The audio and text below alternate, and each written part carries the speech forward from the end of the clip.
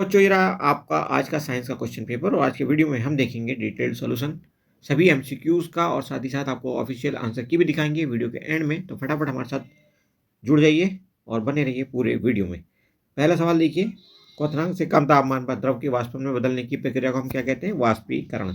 फिर दूसरा कहता है वायु को द्रवित किया जा सकता है जब हम दाब बढ़ा दें और साथ ही साथ तापमान कम भी कर दें, दोनों मिलाकर के ही काम करेंगे, तो ऑप्शन डी करेक्ट हो जाएगा।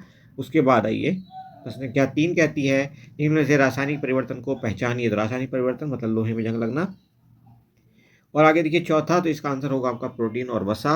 उसके बाद 5वें नंबर सवाल पे देखिए, जंतु ऊतक जो जीवों के सभी अंगों को जो ढकता है आमतौर पर एक बाह्य रेशेदार झिल्ली द्वारा नीचे रहने वाले ऊतकों से अलग होता है, इसे हम क्या कहते हैं? बेसमेंट मेम्ब्रेन कहते हैं। तो ऑप्शन सी आपका करेक्ट हो जाएगा। नेक्स्ट देखिए क्वेश्चन नंबर है आपका, ये इंग्लिश वर्जन आ गया। तो इंग्लिश वर्जन आ गया तो चलिए इसको भी आंसर कर देते हैं। पहले का इवापोरेशन, दूसरे में देखिए बोथ। ओके, लिक्विफिकेशन की बात हो रही है तो दोनों आएंगे इसमें। उसके बाद थर्ड क्वेश्चन देखिए, थर्ड क्वेश्चन का आपका आंसर होगा रस्टिंग ऑफ आयरन। और फोर्थ का देखिए, फोर्थ का आपका आंसर होता है प्रोटीन एंड लिपिड्स। और फिफ्थ का आपका आंसर है बेसमेंट मेम्ब्रेन। अब बात करते हैं क्वेश्चन नंबर 6 की, जो कि हिंदी वर्जन में है। तो हिंदी वर्जन इंग्लिश वर्जन में कोई फर्क नहीं पड़ने वाला हमारे वीडियो में। देखिए 6 नंबर कहता है वह ऊतक पहचानिए जो पौधों को पानी को ऊंचाई तक ले जाने में सक्षम बनाता है। तो ये होता है आपका जाइलम। जाइलम जो है आपका एक ही डायरेक्शन में काम करता है, ये भी ध्यान रखिएगा। उसके बाद 7 नंबर प्रश्न कहता है ऊतक का पता लगाएं जो अंगों के अंदर की जगह को भरता है, आंतरिक अंगों को सहारा देता है और ऊतकों को मरम्मत में मदद करता है। तो एरियोलर टिश्यू होता है, ऑप्शन बी करेक्ट है। 8 नंबर गति का तीसरा नियम क्या कहलाता है? क्रिया प्रतिक्रिया का नियम कहलाता है ये।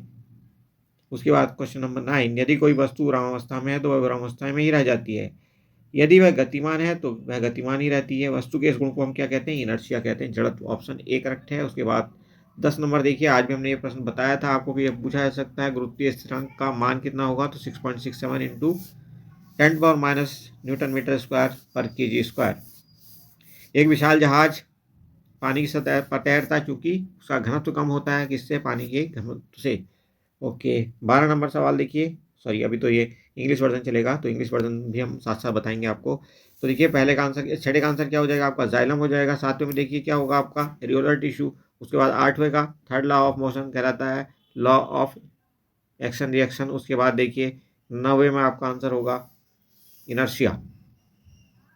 ओके, 10वें में आपका आंसर सी हो जाएगा। और ऐसे ही 11 नंबर देखिए आप, 11 नंबर में क्या कहता है? ह्यूज शिप, इसलिए तैरता है कि बी ऑप्शन करेक्ट है। उसके बाद 12 नंबर,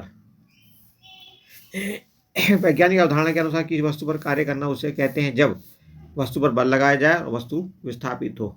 ओके, दोनों होने चाहिए। उसके बाद 13 नंबर कहता है प्रति एकांक समय में गुजरने वाली ध्वनि तरंग की संपीड़न या विरलन की कुल संख्या हमें क्या देती है? फ्रीक्वेंसी देती है, आवृत्ति। ऑप्शन सी करेक्ट है। उसके बाद देखिए 14 नंबर, अंडा और मांस उत्पादन के लिए यहाँ पे आपने सही छांटना है। तो लेयर कहलाता है अंडा देने वाली नस्ल और ब्रोलर कहलाता है मांस देने वाली नस्ल। और इस ढंग से आपका आंसर बनेगा बी। और 15 नंबर सवाल देखिए, जब मछली प्राप्त करने के लिए मछली पालन किया जाता है तो हम उसको क्या कहते हैं? मछली संवर्धन। Okay, next is question number 16। 16 number सवाल देखेंगे हम। सॉरी, अभी तो इंग्लिश वर्जन है, धोखा खा जाते हैं हर बार। अब देखिए 12 नंबर प्रश्न में work is said to be done. Okay, तो फोर्स और साथ ही साथ डिस्प्लेसमेंट दोनों होने चाहिए। और 13 नंबर सवाल आप देखिएगा तो यहाँ पे आपको फ्रीक्वेंसी आपका आंसर मिलेगा। उसके बाद 14 नंबर में आप पोल्ट्री के बारे में बात करेंगे तो लेयर कहलाएंगी एग लेइंग और इस ढंग से ब्रॉयलर कहलाएंगी मीट गिविंग। ओके जी, तो ऑप्शन बी करेक्ट हो जाएगा। उसके बाद 15 नंबर प्रश्न देखिए, फिशरी कल्चर। और उसके बाद 16 नंबर प्रश्न देखिए, नीचे दिए गए मवेशियों में से कौन सी नस्ल विदेशी है? तो ये होती है जर्सी गाय की बात हो रही है, बेसिकली ये जर्सी गाय होती है। उसके बाद प्रश्न संख्या 17 से 20 तक ये एसर्शन रीजनिंग बेस्ड क्वेश्चन है। अभिकथन और कारण दिए होंगे, दोनों को पहचानना होगा आपने कौन कौन सही है और अकॉर्डिंगली आपने आंसर करना है। तो 17 नंबर प्रश्न में अगर आप देखेंगे तो कौन कौन से सही हैं?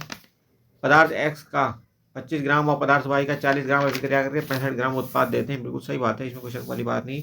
कारण कहता है द्रव्यमान संरक्षण के नियम के अनुसार किसी रासायनिक अभिक्रिया में द्रव्यमान का ना तो सृजन किया जा सकता है और ना ही विनाश, बिल्कुल सही बात है। तो दोनों सही, ये भी सही, ये भी सही, और व्याख्या भी कर रहा है ये इसकी कारण, ये कथन की व्याख्या भी कर रहा है, इसका मतलब ए ऑप्शन आपका करेक्ट हो जाएगा। नेक्स्ट देखिए आप, क्वेश्चन नंबर 18 कहता है माइटोकॉन्ड्रिया पदार्थों के परिवहन के लिए कोशिका में नलिकाओं और पुटिकाओं का एक बड़ा जाल बनाता है। तो आपको क्या लगता है, ये सही है या नहीं? ये सही नहीं है, ये सही नहीं है। अभिकथन सही ना होने की वजह से ऑप्शन क्या करेक्ट हो जाएगा, डी। नेक्स्ट देखिए क्वेश्चन नंबर 19। अभिकथन दिया आपको, एक अंतरिक्ष यात्री का द्रव्यमान मापा गया, वह पृथ्वी और चंद्रमा दोनों पर इतना ही था, भाई द्रव्यमान दोनों बराबर होता है, तो बिल्कुल सही बात है।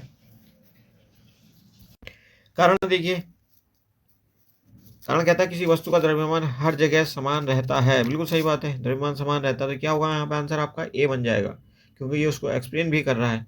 ओके, नेक्स्ट देखिए, इंग्लिश वर्जन में आंसर कर देते हैं, उसके बाद चलते हैं आगे देखेंगे।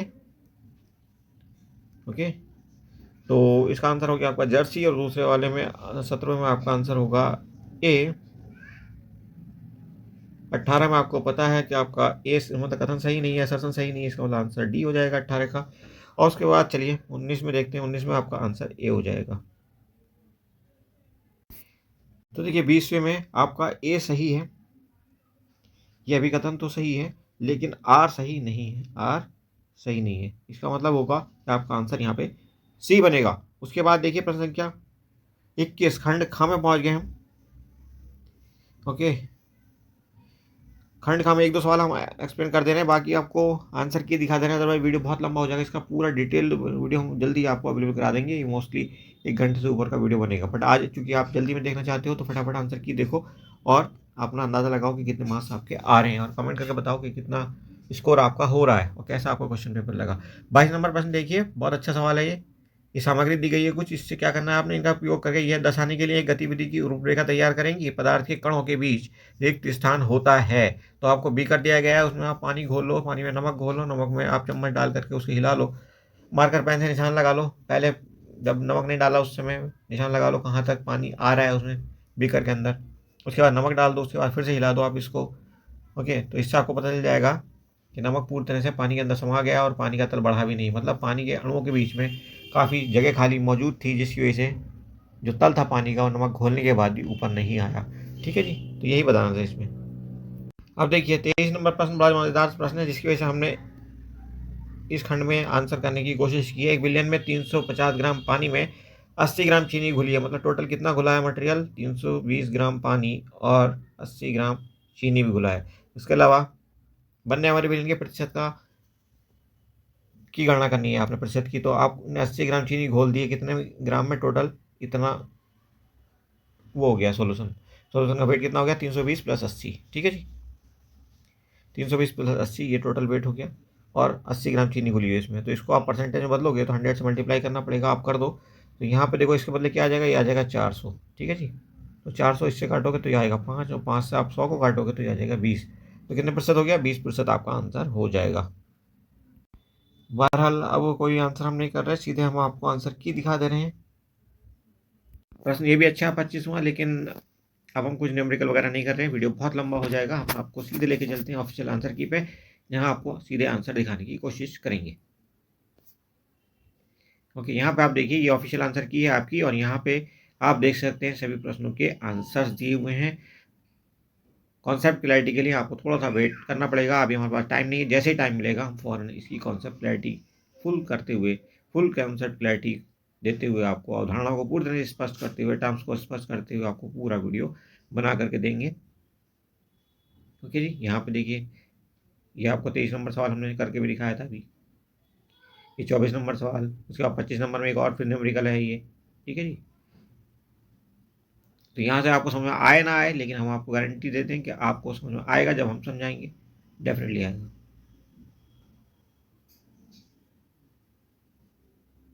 ओके,